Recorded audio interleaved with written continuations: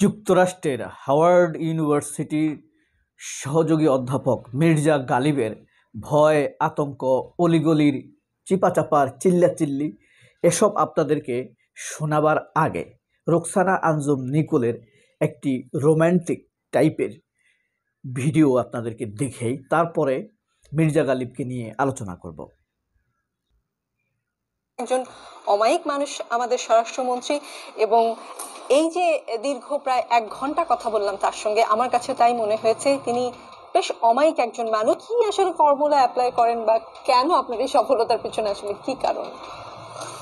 আপনি যে মন্ত্রণালয়ের দায়িত্ব পালন করছেন, এই মন্ত্রণালয়ে আগে বেশ কয়েকজন যারা ছিলেন তারা নানান বিষয় নিয়ে আলোচিত, সমালোচিত, কি বলবো, বলতে গেলে বিতর্কিত, কিন্তু আপনি সেই জায়গা থেকে পরপর 2বার এত গুরুত্বপূর্ণ মন্ত্রণালয়ের দায়িত্ব পালন করছেন, কিন্তু আপনি কিন্তু সেফ জোনেই আছেন বলা চলে আর কি। তো সেক্ষেত্রে আপনি আসলে কি ফর্মুলা, যদি বলি ফর্মুলা বললে আমার জন্য শব্দটা সহজ হয়, কি আসলে ফর্মুলা অ্যাপ্লাই করেন বা কেন আপনার এই সফলতার পিছনে আসলে কি কারণ? অনেকেই নেপালে বা আমেরিকায়ও খেলতে যাচ্ছে, আমাদের দেশের নিকোল কি নরম, কি সফট, কি রোম্যান্টিক, তার চাহনি, ফেসিয়াল এক্সপ্রেশন খেয়াল করেছেন? মানে তার ভালোবাসা উগড়াই পড়তেছে। আমি এখন পর্যন্ত নিকোলের সাথে যাদেরকে খুব মাখো মাখো অবস্থায় দেখেছি সবগুলো টাউট। একটা হলো কসাই কামাল, খুব বিগলিত সম্পর্ক বজায় রেখে চলে তার সাথে। আরেকটা হলো আনিসুল হক, অবৈধ আইনমন্ত্রী, বাটপাড়ের শেষ, অবিবাহিত, নিজের স্ত্রীকে মেরে ফেলেছে, তার সাথে তার ভালো সম্পর্ক। আরেকটা হইল ধর্ষক মাহিয়া মাহি, নায়িকা তারেক রহমানের মেয়েকে নিয়ে যে বাজে লেলাল্লাপনা প্রকাশ করেছিল সেই ডাক্তার মুরাদ। আরেকটা হইল গাজীপুরের ধর্ষক হুমায়ুন আহমেদের সাক্ষ্য মতে মোজাম্মেল, মুক্তিযোদ্ধা মন্ত্রী। এরপর হইল সাইফুজ্জামান, ভূমিমন্ত্রী, যার নাকি লন্ডনে 300 বাড়ি পাওয়া গেছে। 300 মানে 300টা বাড়ি, তার সাথে ভালো সম্পর্ক। যত ইতর বেনজির, যত ইতর পাতর বাটপাট টাউট ধর্ষক চরিত্রহীন, তাদের সাথে আপনারা নিশ্চয়ই তাদের সাথে ছবিগুলো দেখেছেন, আমিও দেখিয়েছি।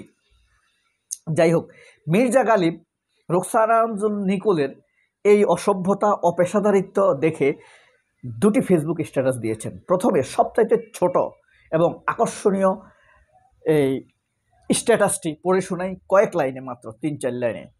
মির্জা গালিব লিখেছেন,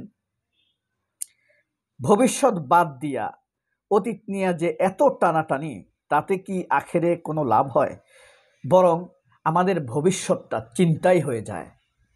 মানে নিকোলেরা এই বঙ্গবন্ধু, ওই 71, মুক্তিযুদ্ধ, ভারত, এইসব নিয়ে আমাদেরকে পিছনে 50 বছর পেছনে নিয়ে যায়, হাউকাউ করতে থাকে। আমরা আর সামনে যেতে পারি না, আমাদের ভবিষ্যৎ চিন্তাই হয়ে যায়।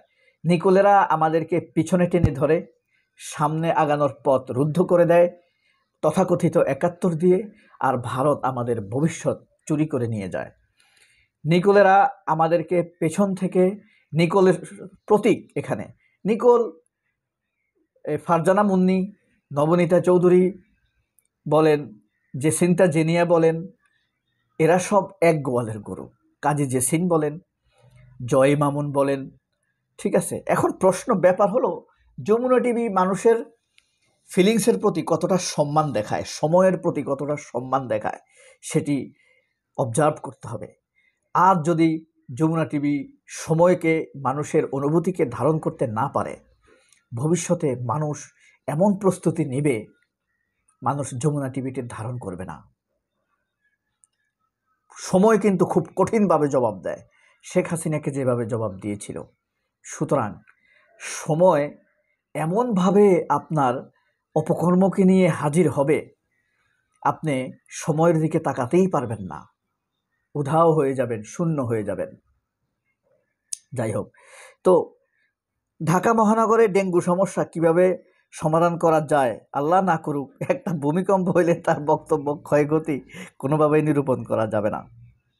আচ্ছা, এদিকে আপনাদেরকে মির্জা গালিবের,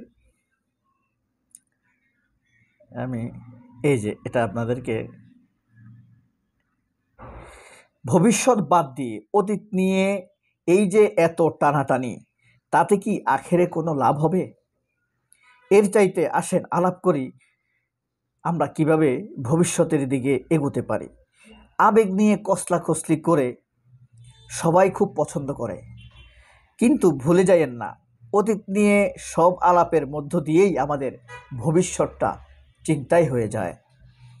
আমরা যখন কানাগলি দিয়ে হেঁটে যাই আমাদের গৃহ থেকে বের হয়ে, তখন এইসব নিকোলেরা আমাদের পেছন থেকে জামা কাপড় টেনে ধরে, আমরা আর ভবিষ্যতের মহাসড়কে উঠতে পারি না।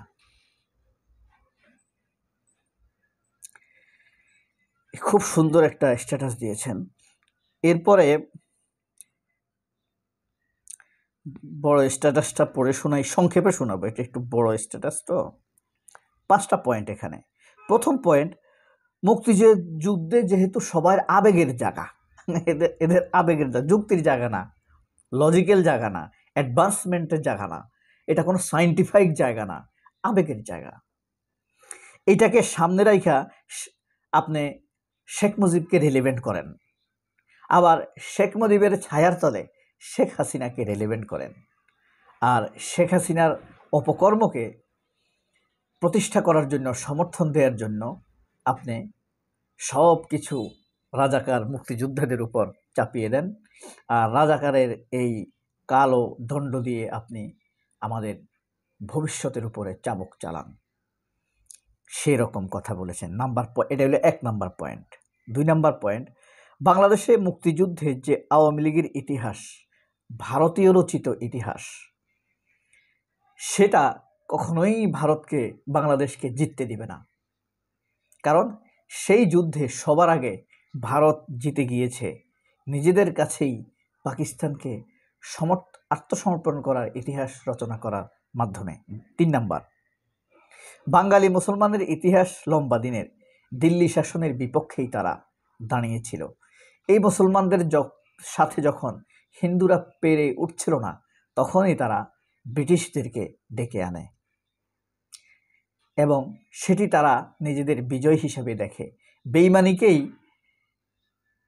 হিন্দু সামন্তবাদীরা গৌরবের হিসাবে দেখে, তাদের ক্ষমতা ইতিহাস পুনরুদ্ধারের পথ হিসাবে দেখে। সুতরাং তার বিরুদ্ধে বলতে গেলেই আপনি সাম্প্রদায়িক হয়ে যাবেন। 4, ইতিহাসের নায়কদের মধ্যে শেখ মুজিব থাকবে, এটা ঠিক। জিয়াউর রহমান, মাওলানা ভাসানী, হোসেন শহীদ সোহরাওয়ার্দী, শেরেবাংলা একে ফজলুল হক, আমির সিরাজি, হ্যাঁ, এরা থাকবে। তবে এদের 2টি পার্টি থাকবে। এদের ভুলগুলোর সমালোচনা করতে হবে, এদের ভালো কাজগুলোর প্রশংসা করতে হবে। বাস্তবতা না, আপনি ভুলের যদি সমালোচনা না করেন, আপনার সন্তান তো সেই ভুলকে গৌরব মনে করে বারবার আপনার সন্তান, আপনার তারপরের প্রজন্ম সেই পথে পা বাড়াবে। সুতরাং ভুলের সমালোচনা হতে হবে, নিন্দাও হতে হবে। সবাইকে বিজয়ের মাসের শুভেচ্ছা। মুক্তিযোদ্ধাদের ফ্যাসিস্টদের দলীয় সম্পত্তি না। মুক্তিযুদ্ধ পিতার কোমল জায়নামাজের উপর উদার জমিন, যেইখানে আমাদের সবার সমান ভাগ আছে। এই ভাগ ছাইড়া দিয়া মুক্তিযুদ্ধকে কারো লকারের 832 ভরি স্বর্ণ বানানোর মেশিনে পরিণত করার রাজনীতি করতে দেয়া যাবে না। মুক্তিযুদ্ধের লকারে 832 ভরি সোনা লুকাই আছে। কি করছে? শেখ হাসিনার জনতা ব্যাংকের লকারে 832 ভরি সোনা পাওয়া গেছে। 832 ভরি সোনার দাম কত? এভারেজ আপনি 2 লক্ষ টাকা, 1 লক্ষ টাকা করে ধরেন, তাহলে 8,32,00,000 টাকা, ঠিক আছে? আর 2 লক্ষ টাকা করে ধরলে 16,64,00,000 টাকা শুধু স্বর্ণ। এবং শেখ হাসিনা আর কি বলছে, এখানে আরো বেশি আছে, আমার এগুলা চুরি হয়েছে। তার মানে আরো প্রচুর পরিমাণ রয়েছে।